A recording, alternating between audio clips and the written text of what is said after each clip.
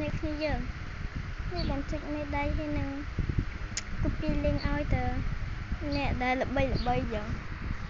នេះបានអ្នកល្បីអត់ល្បីដូចជាខ្ញុំអីហ្នឹងអ្នកផ្សេងអីហ្នឹងមិនក៏មិនឲ្យមេដៃអីដែរទៅសួរថាឲ្យមេដៃអ្នកល្បីហ្នឹងគេមើលយើងខេងអត់បើថាគេមើលខេងយើងអ្នកអត់ល្បីដូចជាខ្ញុំអីហ្នឹង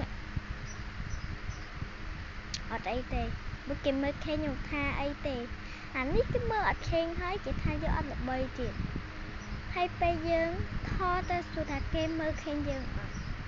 ខ្ញុំអ្នកណាលុយខ្ញុំក៏ឲ្យមេដៃទៅខ្ញុំក៏ copy link ឲ្យទៅសម្រាប់អ្នកអត់លុយខ្ញុំ copy link ឲ្យឡើង2 3មិនបានយើងឲ្យទៅគេចឹងកុំមកនិយាយជាមួយខ្ញុំណាហើយឈប់មើលរបស់ខ្ញុំណាបើសិនជានៅតែឲ្យមេដៃឲ្យអីទៅអ្នកទៅល្បីបានហើយ